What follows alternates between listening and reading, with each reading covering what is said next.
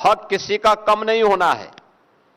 केवल एक ही इच्छा है कि सारा सदन मिलकर के भारत की नारी को सुरक्षा, सम्मान और स्वावलंबन के प्रत्येक नारी शक्ति वंदन अधिनियम को इस संशोधन के साथ पारित करके 2029 में उनका अधिकार दे दे।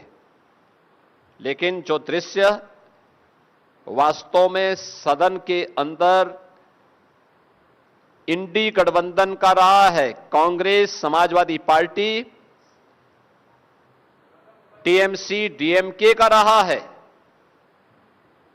यह पूरी तरीके से एक बार उस दृश्य की ओर ध्यान आकर्षित करता है जो भरी सभा में द्रौपदी का चीरहरण जैसा दृश्य था।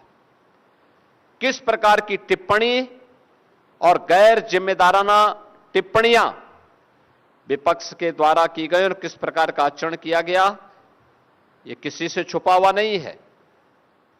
और इसीलिए मैं आज के इस माध्यम से बताना चाहता हूं कि इन सब आश्वासनों के बावजूद सर्वसम्मति से कार्य होता तो स्वाभाविक रूप से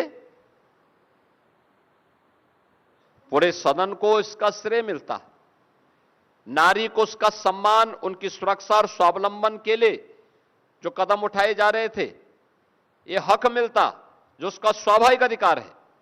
लेकिन इसमें जो बातें की गई, लोगों ने ऐसे मुद्दों को लाने का प्रयास किया, जैसे समाजवादी पार्टी ने उसमें मुद्दा छेड़ा कि इसमें मुस्लिम महिलाओं को आरक्षण क्यों नहीं मिल पा रहा है।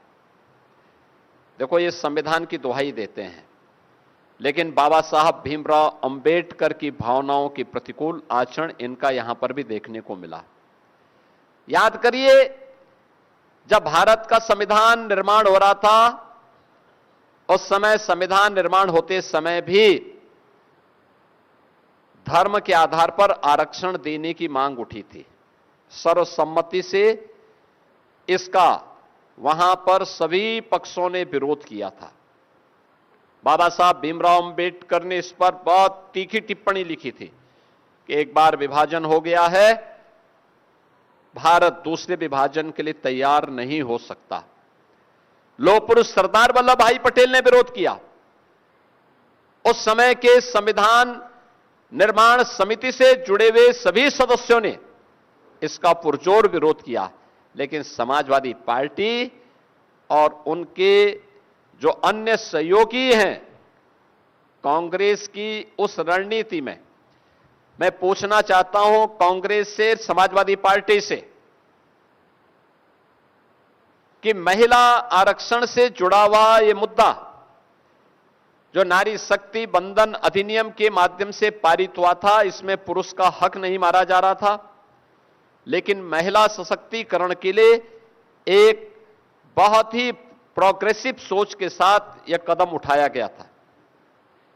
आज जब आप मुस्लिम महिलाओं की बात करते हैं, वे तब कहां थे जब साबानो प्रकरण में कांग्रेस की सरकार ने मुस्लिम महिलाओं के अधिकार को पूरी तरह उन्हें वंचित करने का प्रयास किया। याद करिए, ये इंडी गठबंधन है। जब प्रधानमंत्री मोदी जी ने साबानो प्रकरण में कांग्रेस के इस पाप का परिमार्जन करने का कार्य किया था और उस समय प्रधानमंत्री जी ने देश के अंदर ट्रिपल तलाक पर पूरी तरह प्रतिबंध लगाया। भारत का कानून शादी ब्याह के लिए भारत के प्रत्येक नागरिक पर समान रूप से लागू होगा। तब ट्रिपल तलाक के खिलाफ बनाए गए कानून का भी कांग्रेस और इंडी गठबंधन के जितने भी अन्य सहयोगी हैं, समाजवादी पार्टी, टीएमसी, डीएमके, इन सब ने तब भी विरोध किया था। यह इनका दोहरे आचरण को प्रदर्शित करता है। ऐसा नहीं कि इन लोगों को देश के अंदर सत्ता में रहने का अधिकार न प्राप्त हुआ हो। आज जो लोग महिलाओं के हक की बात की दुहाई देते हैं, उनसे पूछा जाना चाहिए, कांग्रेस और इंडी गठबंधन को देश के अंदर सबसे अधिक समय तक शासन करने का अवसर प्राप्त हुआ, सबसे अधिक समय तक। लेकिन जिन चार जातियों का उल्लेख प्रधानमंत्री मोदी जी ने किया, नारी के लिए भारत की आधी आबादी, गरीब के लिए, अन्नदाता किसान के लिए और युवा के लिए कोई भी अच्छी सोच, अच्छे प्रोग्राम, प्रोग्रेसिव सोच को कभी भी इंडी गठबंधन कभी भी आगे नहीं बढ़ा पाया, कभी नहीं आगे बढ़ाया। प्रधानमंत्री मोदी जी जब देश के अंदर 2014 में उन्होंने सत्ता संभाली थी, इसके बाद उन्होंने प्रत्येक तबके के लिए जो कार्य आगे बढ़ाए, बिना भेदभाव के, स्लोगन व्यक्ति, जाति, मत और मजहब नहीं था, क्षेत्र और भाषा नहीं थी, मुद्दा था सबका साथ, सबका विकास,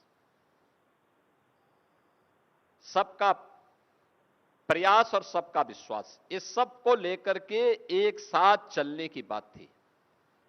सर्वे भवन्तु सुखिनः, सर्वे सन्तु निरामया, इस भाव के साथ उन्होंने अपने कदम को आगे बढ़ाया। नारी शक्ति के लिए किए जाने वाले प्रयास में याद करिए, बेटी बचाओ बेटी पढ़ाओ का पहला प्रस्ताव पारित करते हैं। बेटी की रक्षा होगी, भ्रूण हत्या नहीं होगी, लिंगानुपात अगर कहीं विषम है उसको सही करेंगे। देश के अंदर उन्होंने इसको लागू किया। मातृवंदना योजना मातृत्व रक्षा के साथ जोड़ने का कार्य किया। बेटी गर्भ में भी सुरक्षित रहेगी और उसका बाहर आने पर उसका टीकाकरण हो, इसके लिए भी उन्होंने इंद्रधनुष जैसे प्रोग्राम चलाए। परिणाम क्या रहा? मातृ मृत्यु दर और शिशु मृत्यु दर में बेहतरीन रिजल्ट सामने आए। ये कदम प्रधानमंत्री जी के द्वारा उठाए गए उन कदमों का हिस्सा है। बेटी को शिक्षा में अधिकार मिलना चाहिए। जब डबल इंजन की सरकार उत्तर प्रदेश में आई, हम लोगों ने मुख्यमंत्री कन्या सुमंगला योजना चलाई। बेटी पैदा होने के साथ ही उसके नाम पर एक निश्चित धनराशि उसके अकाउंट में जाती है। बेटी 1 वर्ष की होगी, सभी प्रकार के टीकाओं से आच्छादित है, एक निश्चित राशि उसके अकाउंट में जाती है। बेटी पहली क्लास 5 वर्ष की होगी और पहली क्लास में जाएगी, रजिस्ट्रेशन के साथ ही वह निश्चित धनराशि उसके अकाउंट में चली जाती है।